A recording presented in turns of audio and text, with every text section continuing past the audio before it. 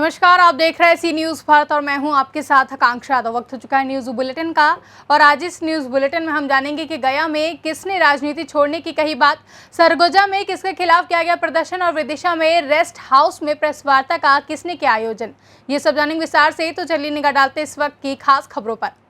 गया जिला के बाराचट्टी प्रखंड अंतर्गत धनगाई थाना के बगल में ही भगवान शिव की प्राण प्रतिष्ठा की जा रही है। इस प्राण प्रतिष्ठा का शुभारंभ करने को लेकर निकाली गई भव्य कलश यात्रा। इस यात्रा में लगभग 5 किलोमीटर की दूरी तय की गई। इस यात्रा में बच्चे से लेकर महिला, युवा आदि लोगों ने बढ़ चढ़कर हिस्सा निभाया। उसके बाद पूजा अर्चना शुरू की। मंत्रोच्चारण से वहां का वातावरण गूंज उठा। गया से सीनू संवाददाता अर्जुन केशरी के साथ अशोक शर्मा की रिपोर्ट। शेरघाटी विधानसभा के मौजूद विधायिका मंजू अग्रवाल पर गौ तस्करी करने वाले लड्डन खां के सहयोग करने का बीजेपी नेता ने आरोप लगाया है। बीजेपी नेता के मुताबिक मंजू अग्रवाल के विधायक प्रतिनिधि लड्डन खां पर गौ तस्करी करने का आरोप है और उन्हीं के मुताबिक वर्तमान विधायिका मंजू अग्रवाल का कहना है कि ये बात गलत है। उसने बीजेपी नेता को चुनौती देते हुए कहा कि लड्डन खां पर गौ तस्करी का कोई पहले से भी आरोप नहीं है। अगर ये सही होगा तो मैं राजनीति से संन्यास ले लूंगी।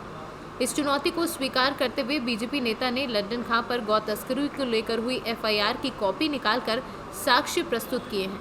अब उनका कहना है कि मंजू अग्रवाल राजनीति से इस्तीफा दें। काफी चर्चाएं हो रही है। उसी दरमियान हमारे शेरघाटी के विधायिका मंजू अग्रवाल के द्वारा, क्योंकि ये मामला उनके प्रतिनिधि के पर आ रहा था, तो उन्होंने प्रेस कॉन्फ्रेंस के माध्यम से बताने का कार्य किए कि मेरा जो प्रतिनिधि हैं वो इस कार्य में संलिप्त नहीं है और भाजपा और जदयू के लोगों पर टारगेट किए गए कि वो बदनाम कर रहे हैं हमारे प्रतिनिधि को। और उन्होंने एक बात और बोली थी कि अगर एक भी केस हमारे लड्डन खां पे होगा तो मैं राजनीति से संन्यास ले लूंगी। तो मैं आज सच के साथ आप लोगों के सामने आया हूं, क्योंकि हम लोग कोई काम विदाउट सच के नहीं करते हैं। और ये मामला काफी दिनों से चल रहा था, जिसका परिणाम है कि प्रशासन के लोगों ने भारी मात्रा में हेमजापुर से वैसे गायें जो कटने के लिए तैयार थी उनको जब्त किया है। तब जाकर उनका नाम जो एफआईआर हुआ है उसमें लड्डन खां का नाम मेन एक्यूज्ड में आया है। क्या सच है आपके पास? मेरे पास ये साक्ष्य है। 2017 में गम्हरिया में इन पर 150 गायें जो आमस थाना ने पकड़ा था और उसमें ये अव्वल मुद्दाले हैं। और मैं ये साक्ष्य के साथ आज माननीय विधायिका से मांग करता हूं कि आपने जो ऐसे व्यक्ति को अपने बगल में बैठाकर जो क्लीन चिट देने का कार्य किया है, और आपने जो बोला था कि अगर उन पर एक भी मुकदमा होगा गौ तस्करी का, ऐसे तो उन पर काफी मुकदमा है, लेकिन ये जो मैं दिखा रहा हूं वो सिर्फ गौ तस्करी का है। गया से सीनू संवाददाता अर्जुन केशरी के साथ अशोक शर्मा की रिपोर्ट। गाजियाबाद पुलिस अपराधियों पर लगाम लगाने के लिए लगातार अपराधियों की गिरफ्तारी कर रही है। गाजियाबाद के घंटाघर कोतवाली पुलिस ने वाहन चोरी करने वाले गैंग को गिरफ्तार किया है। पुलिस ने 5 वाहन चोरों को गिरफ्तार करके उनके पास से 14 मोटरसाइकिल व एक स्कूटी बरामद की है। जनपद गाजियाबाद के पुलिस उप महानिरीक्षक के निर्देशन में थाना कोतवाली ने 16/17 जून की रात्रि को एक अच्छी सफलता प्राप्त करी है, जिसमें कि थाना कोतवाली ने 7 वाहन चोरों को 15 चुराई हुई मोटरसाइकिल के साथ गिरफ्तार करा है। इनमें से 5 मोटरसाइकिल पुराने मुकदमों से लिंक हो गई हैं। ये लोग गाजियाबाद एनसीआर इलाके और आसपास के प्रांतों से मोटरसाइकिल चुरा के उसका इंजन नंबर, उसका चेसिस नंबर एवं रजिस्ट्रेशन नंबर की प्लेट बदलकर इसको आसपास के इलाकों में बेचा करते थे। इसमें मुकदमा लिख के आवश्यक वैधानिक कार्रवाई की जा रही है। गाजियाबाद से सीनू संवाददाता शहजाद खान की रिपोर्ट। जनपद जालौन के कोंच कोतवाली क्षेत्र के ग्राम बस्ती और गौरा करणपुर के बीच से सामने आया, जहां पर एक सब्जी व्यापारी रौन गौराई मध्य प्रदेश से शाम को सब्जी बेचकर कोंच की तरफ आ रहा था। तभी रास्ते में आते समय रात हो गई। व्यापारी रात के समय बस्ती और गौरा करणपुर पुलिया के बीच गाड़ी रोककर लघुशंका करने लगा। लघुशंका करते समय बदमाशों ने व्यापारी की गाड़ी में डिग्गी में रखे 21,700 रुपये, मोबाइल और गाड़ी के कागजात चोरी कर लिए। आहट मिलते ही जैसे ही व्यापारी ने पीछे पलट कर देखा तो उसकी डिग्गी से रुपए, मोबाइल, कागजात चोरी किए थे। तभी उसने विरोध किया और तभी बदमाशों ने धमकी दी और विरोध करने पर बदमाशों ने जान से मारने की धमकी देते हुए और पुलिस को बात ना बताने की बात कहते हुए फरार हो गए। पीड़ित व्यापारी जान बचाकर काफी दूर तक भागा। तभी बदमाशों के चले जाने के बाद पीड़ित व्यापारी अपनी मोटरसाइकिल के पास आया और अपनी मोटरसाइकिल घसीटता हुआ 2 किलोमीटर पैदल चलकर पेपरमेंट प्लांट पर बैठे लोगों को ये जानकारी दी। तभी पेपरमेंट प्लांट के मालिक से व्यापारी ने फोन लेकर डायल 112 पुलिस को सूचना दी और सूचना मिलते ही क्षेत्राधिकारी भारी पुलिस बल के साथ मौके पर पहुंच गए और घटना की बारीकी से जांच पड़ताल कर पीड़ित व्यापारी को न्याय दिलाने की बात कही है। कहाँ से आ रहे थे, क्या मामला है? रोम से आ रहे थे पहुँच के लिए, तो रास्ते में हसीस के आगे कौरा बस्ती के बीच में हम पेशाब करने के लिए गाड़ी लगी साइड से, तो 2 लोग आए। उन्होंने मतलब डिग्गी खोल के सामान निकाला, उसमें पैसे थे, गाड़ी कागज और मोबाइल था। तो मोबाइल निकाल के हमने आवाज़ लगे उसको, मतलब सामान निकाल लिया। तो उन्होंने मुझे मारने की धमकी दी है। तो सामान मोबाइल खींच ले गए और कट्टे लगा के भाग गए। कितने रुपए कितने क्या थे? 21,700। एक मोबाइल था रेडमी और गाड़ी कागज था। कै बजे की घटना है?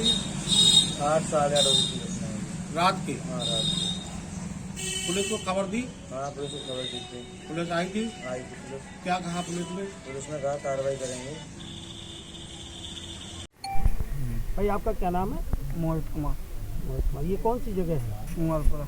यहाँ क्या घटना हुई है? यहाँ भैया ये गाड़ी वाले वहाँ से पैदल आ रहे थे। जालौन से सीनियर संवाददाता जान मोहम्मद की रिपोर्ट। छत्तीसगढ़ में कांग्रेस सरकार के 2.5 साल बीत जाने के बाद प्रदेश सरकार ने अपनी घोषणाओं को नजरअंदाज किया। सरकार के घोषणा पत्र में किए गए वादे, शराबबंदी, अन्य वादों को लेकर आज सीतापुर विधायक भवन के सामने भाजपा मंडल व भाजपा युवा मोर्चा ने धरना प्रदर्शन किया, जिसमें छत्तीसगढ़ कांग्रेस सरकार के विरोध में जमकर नारेबाजी हुई। साथ ही शराबबंदी, बेरोजगारी भत्ता समेत कई मुद्दों में सरकार की वादाखिलाफी के लिए विधायक भवन के सामने कई बोतलें शराब को पानी की तरह बहाया गया। वहीं विधायक भवन के सामने धरना पर बैठे नजर आए। साथ ही भाजपा मंडल अध्यक्ष श्रवण दास ने कहा कि आज विधायक भवन को घेरा गया है, अगर वादा पूरा नहीं किया गया तो हम आगे रायपुर मंत्रालय को घेरेंगे। ये झूठी सरकार को आज शानदार 2.5 वर्ष पूर्ण हो गया और कांग्रेस की सरकार जब सत्ता में आई थी तो उन्होंने युवाओं, बेरोजगारों, किसानों, महिलाओं को लेकर बहुत सारे झूठे वादे किए थे और पूर्ण होने के बाद भी उनमें से कोई वादा पूरा नहीं किया गया है। मुख्य रूप से शराबबंदी और बेरोजगारी भत्ता को लेकर के आज प्रदेश नेतृत्व के आह्वान पर युवा मोर्चा द्वारा पूरे छत्तीसगढ़ प्रदेश में स्थानीय विधायकों के बंगले का घेराव किया जा रहा है और अपनी मांगों को सरकार तक पहुंचाई जा रही है। उसी सिलसिले में आज सीतापुर युवा मोर्चा मंडल के द्वारा भी विधायक भवन का घेराव किया गया और उस झूठी सरकार से उनके वादों को निभाने की सिफारिश की गई। उन्हें धमकी भी दी गई। कहा जा सकता है कि यदि आपने हमारी मांगें पूरी नहीं की, आपने अपना वादा पूरा नहीं किया, तो जिस प्रकार से छत्तीसगढ़ की जनता आपको कुर्सी पर बैठाई थी उसी प्रकार से उखाड़ के फेंक सकती है और फेंकना तय कर लिया गया ग्रामीणों के द्वारा। अभी जैसे हमारा 4 दिन का कार्यक्रम चल रहा था, गांव-गांव में जाकर हम गांव वालों से संपर्क कर रहे थे, उस दरमियान भी इनके झूठे वादे से लेकर लोगों को कितनी परेशानी है, वो कितने पछतावा महसूस कर रहे हैं, वो कितने दुखी हैं, अपने आप को ठगे हुए महसूस कर रहे हैं, यह भी हमारे सामने आया। और उन्हीं सब मुद्दों को लेकर आज चौथे दिन समापन से पहले प्रदेश नेतृत्व के आह्वान पर आज विधायक भवन का स्थानीय विधायकों का पूरे छत्तीसगढ़ प्रदेश में घेराव किया गया। आज हम लोग कांग्रेस सरकार का 2.5 साल आज पूरा हो रहा है और उस कांग्रेस सरकार को हम लोग जगाने के लिए विधायक अमरजीत ने जन घोषणा पत्र में जो जारी किया था उसका वादा पूरा करे, वरना आज हम विधायक भवन को घेरे हैं, कल रायपुर में मंत्रालय को घेरेंगे। तो आपको क्या लग रहा है कि 2.5 साल पूरे होने के बाद अभी तक उनके घोषणा पत्र कंप्लीट? एक भी वादा को उन्होंने पूरा नहीं किया है आज तक। 2.5 साल पूरा हो गया है, एक भी वादा को वो पूरा नहीं किए। अभी आप लोग ग्रामीण अंचल में घूम करके इनके वादा खिलाफी का पूरा? हाँ, हम लोग कर रहे हैं। ग्रामीण अंचल में जाके हम लोग लोगों को बता रहे हैं कि 2.5 साल पूरा हो गया है और आज तक भूपेश बघेल, अमरजीत भगत आज तक अपना एक भी वादा को पूरा नहीं किया है। किसानों को 2 साल का बोनस देना होगा, एक मुश्त 2500 रुपये कुंटल धान उसको खरीदना होगा। ये हम सरगुजा से सीनू संवाददाता आलमीन अहमद की रिपोर्ट। गंज बसौदा गयासपुर विधानसभा क्षेत्र के पूर्व विधायक निशंक जैन ने गयासपुर रेस्ट हाउस में प्रेस वार्ता का आयोजन किया। उन्होंने कहा कि विकासखंड मुख्यालय पर स्थापित होने वाले सीएम राइस स्कूल दूसरी जगह जा रहे हैं और हमारे जनप्रतिनिधि दूसरे जनप्रतिनिधि पर आरोप लगा रहे हैं। ये समझ से परे है, जबकि हमारे जनप्रतिनिधि की वर्तमान में सरकार है। जनता को उनसे सवाल पूछना चाहिए कि मेरा सभी भाजपा नेताओं एवं जनप्रतिनिधियों से अनुरोध है कि गयासपुर में स्कूल को स्थापित कराएं। इसमें हमें भी उनके साथ और अगर आवश्यकता पड़ी तो ब्लॉक कांग्रेस कमेटी जनता के साथ आंदोलन करने के लिए भी तैयार है। और हमारे जनप्रतिनिधि, इस विधानसभा क्षेत्र के जनप्रतिनिधि किसी दूसरे जनप्रतिनिधि पर आरोप लगा रहे हैं, तुझे समझ से परे है। वासुदा के विधायक जी जिस पार्टी को बिलोंग करते हैं उस पार्टी की सरकार है। वो ब्लॉक मुख्यालय का स्कूल कहीं जा रहा है तो कहीं ना कहीं गंज वासुदा की जनता को उन भाजपा नेताओं से जरूर पूछना चाहिए जिनके कहने से उन्होंने चुनाव में मताधिकार दिया है। हमने तो हमारे चुनावी घोषणा पत्र में कहा था कि यदि मैं जीतता हूं तो ग्यारसपुर में इसी चौराहे पर मैं बोल के गया था, ठेला पे खड़े होकर अपने भाषण में, कि ग्यारसपुर में मंडी भी खुलेगी, कॉलेज भी खुलेगा और स्कूल तो कहीं जा नहीं सकता था। जो यहाँ की सुविधाएं वो यहाँ पर मिलती और निश्चित तौर पर मेरा एक सपना था कि ग्यारसपुर को प्रखंड के मानचित्र पर हम जरूर पहुँचा के रहेंगे। खैर वो एक अलग बात है। तो मेरा आपके लोगों के माध्यम से भारतीय जनता पार्टी के सभी स्तर के नेताओं से कहना है, चाहे वो पद पर हो, चाहे वर्तमान में हो, चाहे संगठन में हो, चाहे किसी भी रूप में हो, वह अपने स्तर पर। विदिशा से सीनू संवाददाता प्रदीप कुमार विश्वकर्मा की रिपोर्ट। गुरुवार को व्यापार महासंघ ने मुख्यमंत्री के तहसीलदार को ज्ञापन सौंपा। ज्ञापन में कहा गया कि विदिशा जिले के समस्त विकास खंडों में सीएम राइस स्कूल की स्थापना की जानी है एवं चयन भी कर लिया गया है, परंतु गयासपुर में स्कूल की स्थापना की जगह गुलाबगंज का चयन किया गया, जबकि समस्त शासकीय कार्यालय गयासपुर में है और क्षेत्र में शिक्षा की व्यवस्था भी ठीक नहीं है।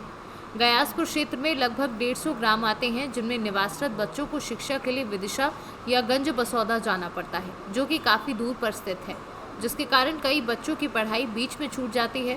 क्षेत्र में ऐसा कोई भी संस्थान नहीं है। व्यापार महासंघ ने मांग की है कि बच्चों के भविष्य को देखते हुए गयासपुर में स्कूल को स्थापित किया जाए। विदिशा से सीनू संवाददाता प्रदीप कुमार की रिपोर्ट। फिलहाल के लिए न्यूज बुलेटिन में बस इतना ही। देश और दुनिया की तमाम बड़ी खबरों के लिए देखते रहें सी न्यूज भारत।